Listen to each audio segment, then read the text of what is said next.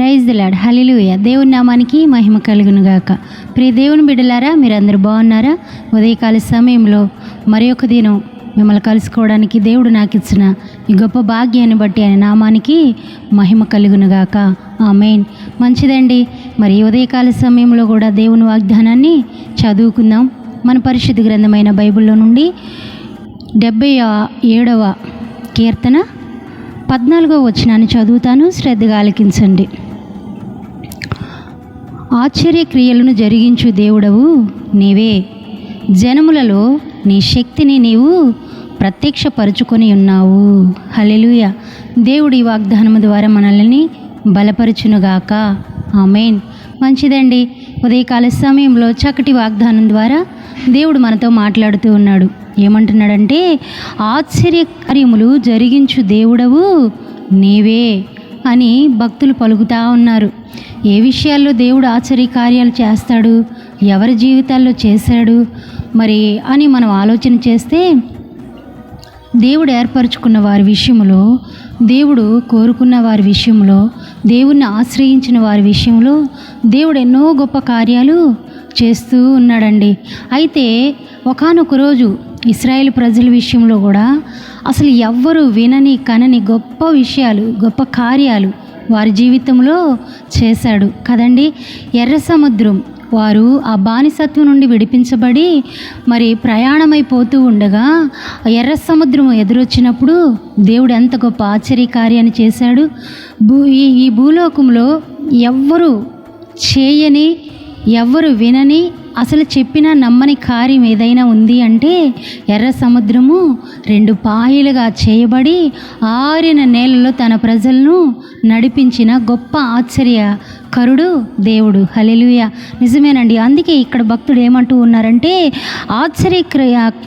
ఆశ్చర్యక్రియలను జరిగించు దేవుడవు నీవే. ఎలాంటి కార్యాలు చేస్తాడంట? ఆశ్చర్యకార్యాలు. ఇది ఆశ్చర్యం కదా.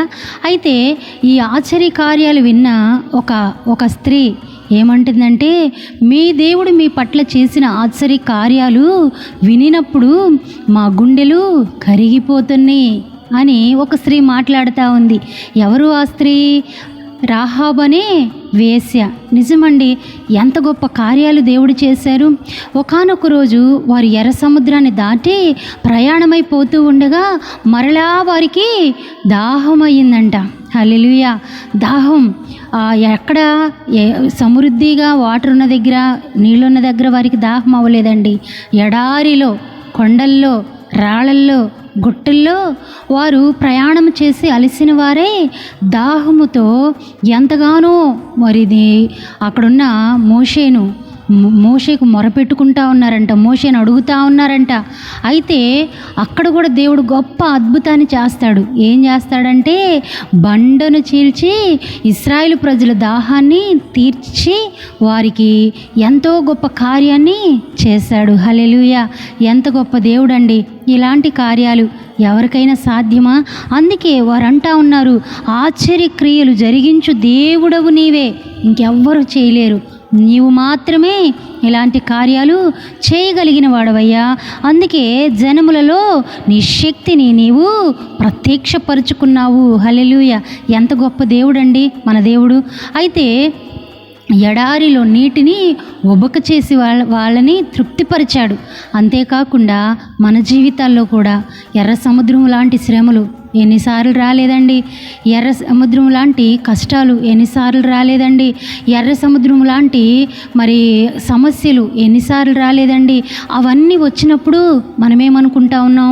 వారు కూడా అనుకున్నారు, ఇశ్రాయేలు ప్రజలు ఏమని, మోషే ఇక మేము చావడానికి తీసుకొచ్చావా? మేము అక్కడున్న ఐగుప్తులో ఉన్న క్షేమంగా బ్రతికి ఉండేవారేమో, మమ్మల్ని చంపటానికి తీసుకొని వచ్చావా? ఈ సముద్రంలో నశింపజేయడానికి తీసుకొని వచ్చావా అని మోషేని ఎంతగానో సొనిగారండి. అయితే దేవుడు గొప్ప కార్యాన్ని చేసిన తర్వాత వారు దేవుణ్ణి స్తుతించుకుంటూ ఎంతగానో ఘనపరిచారు. వారు మాట్లాడుతూ ఉన్నారు, ప్రభువా నీవు ఆశ్చర్యకార్యములు చేయు దేవుడవు నీవే, నీ కార్యములు జనములలో ప్రత్యక్షపరుచుకున్నావయ్యా, నువ్వు గొప్ప దేవుడువు అని చెప్తా ఉన్నారు. నిజంగా ఇలాంటి శ్రమల్లో, ఎర్ర సముద్రం లాంటి కష్టాల్లో ఎన్నిసార్లు చనిపోవాలనుకోలేదు? ఎన్నిసార్లు ఇంకా బ్రతికేందుకు, ఇక చచ్చిపోతే పోయిద్ది అనుకోలేదండి? అయితే అలాంటి శ్రమలో నుండి దేవుడు నిన్ను తప్పించలేదా? హల్లెలూయా. నిజంగా అండి, మనకి మరణపు అంచుల వరకు శ్రమలు వచ్చి మరణపు అంచుల వరకు తీసుకెళ్ళి అక్కడ నుండి దేవుడు మనల్ని మరి ఆ శ్రమలో నుండి దాటింపచేసి ఆయన ఆశ్చర్యకార్యాన్ని మన జీవితంలో కూడా ఎన్నోసార్లు జరిగిస్తూ ఉన్నాడు. ఒకసారి జ్ఞాపకం చేసుకుంటారా? ఎన్నిసార్లు మీ జీవితాలు ఎలాంటి కార్యాలు జరగలేదు?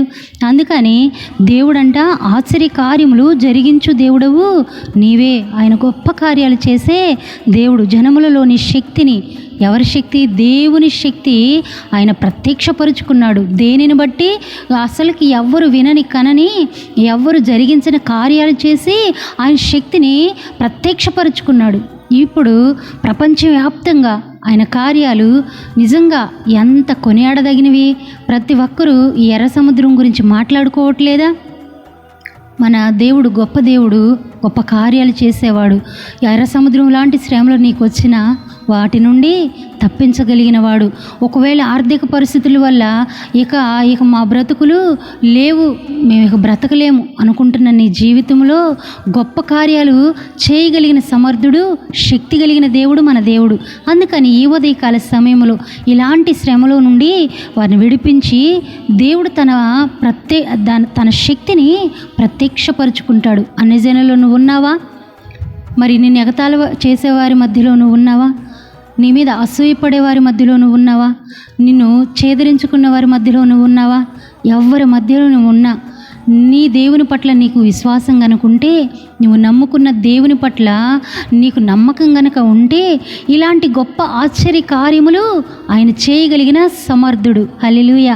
నిజమేనండి. ఉదయకాల సమయంలో ఈ వాగ్దానాన్ని ఎత్తిపట్టి ప్రార్థించండి. ఏమనంటే, ఆశ్చర్య కార్యములు జరిగించు దేవుడు నీవేనయ్యా. నా జీవితంలో కూడా ఇలాంటి ఆశ్చర్య కార్యాన్ని జరిగించు. అంతేకాకుండా నేనుంటున్న ప్రజల మధ్యలో, నన్ను నిందిస్తున్న ప్రజల మధ్యలో, నన్ను ఎగతాళి చేస్తున్న ప్రజల మధ్యలో, నన్ను చులకనగా చూస్తున్న ప్రజల మధ్యలో ప్రభువా నీ శక్తిని ప్రత్యక్షపరచయ్యా అని దేవుని పాదాలు పట్టుకొని అడుగుదామా? దేవుని గొప్ప కార్యాలు చూద్దామా? ఈ ఉదయకాల సమయంలో ఈ వాగ్దానాన్ని ఎత్తి ప్రార్థించండి. దేవుని గొప్ప కార్యాలు ఇది మొదలుకొని దేవుని వాక్యం సెలవిస్తుంది, నా జనులిక ఎన్నడూ సిగ్గునొందరని. ఈ గొప్ప వాగ్దానాన్ని ఎత్తిపట్టి ప్రార్థించి ఆయన ద్వారా గొప్ప ఆశ్చర్య కార్యాలు చూసి జనములోని దేవుని నామాన్ని ఘనపరుస్తూ నువ్వు సంతోషంగా ఆనందంగా దేవుని సన్నిధిలో ఆశీర్వదించుతూ పడుతూ ఉండాలని ప్రభు పేరట కోరుకుంటూ మాటలు ముగిస్తూ ఉన్నాను. దేవుడి వాక్యాన్ని దీవించి ఆశీర్వదించునుగాక. ఆమేన్.